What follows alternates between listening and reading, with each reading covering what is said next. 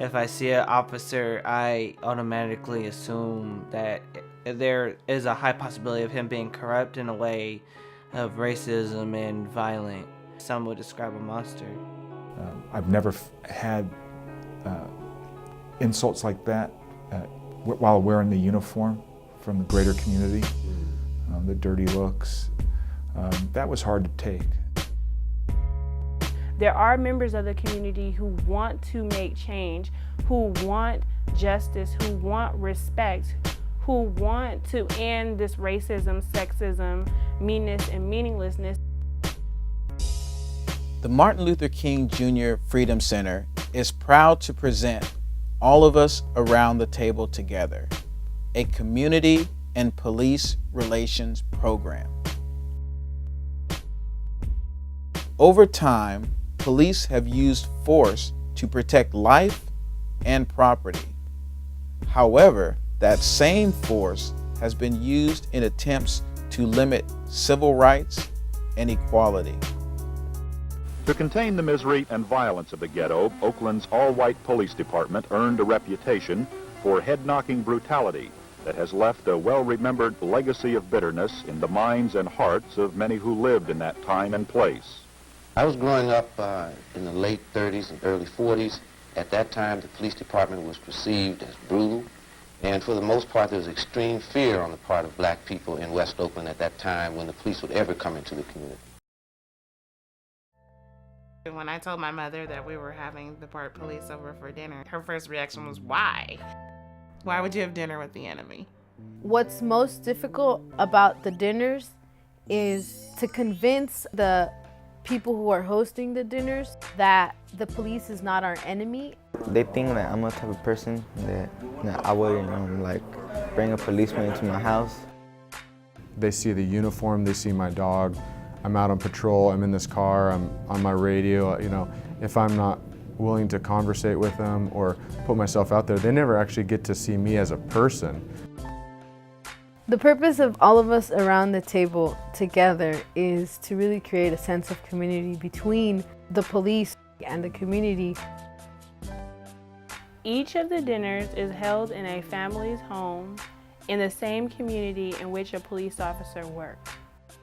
I'm really not sure what to expect.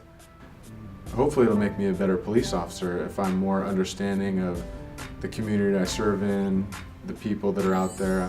A big part of community policing and being a good police officer in general, I think, is compassion and putting yourself in someone else's shoes. During the dinner, we play a game that asks a series of questions that allows us to see our similarities as well as our differences. What do you do when, what is your response when a family member annoys you? What do you do? Yes. You really want to know?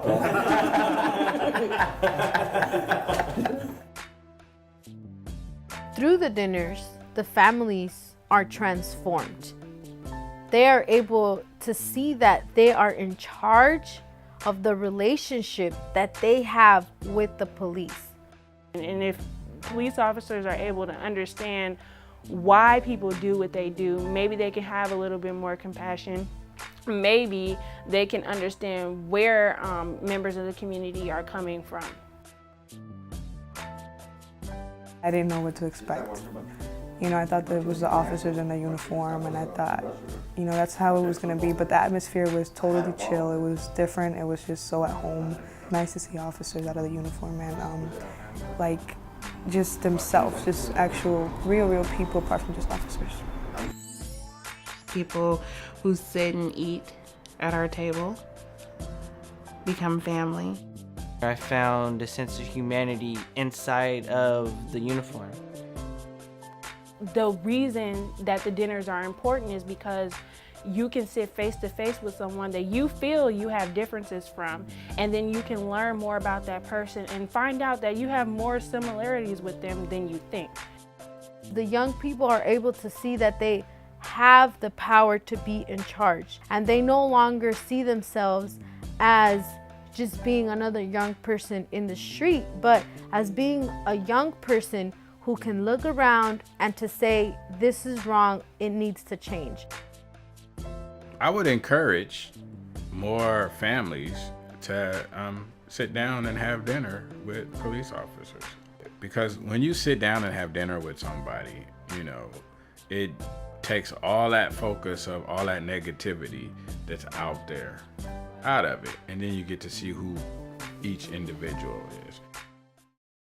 I want to know why we haven't done more to end the terrible racist police violence in the city.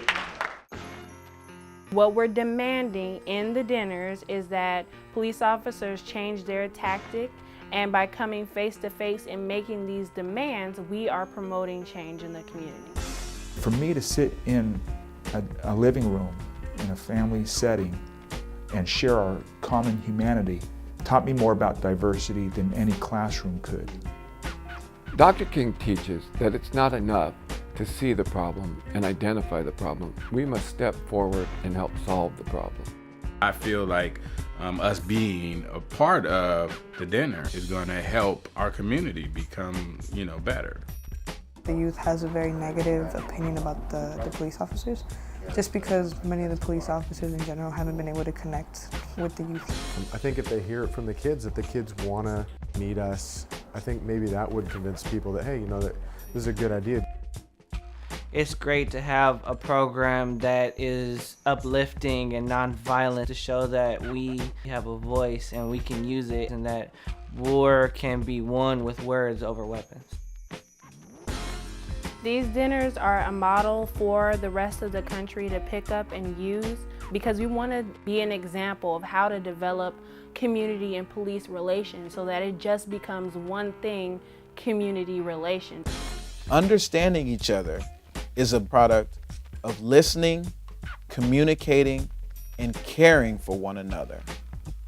Communication is what's going to stop the violence.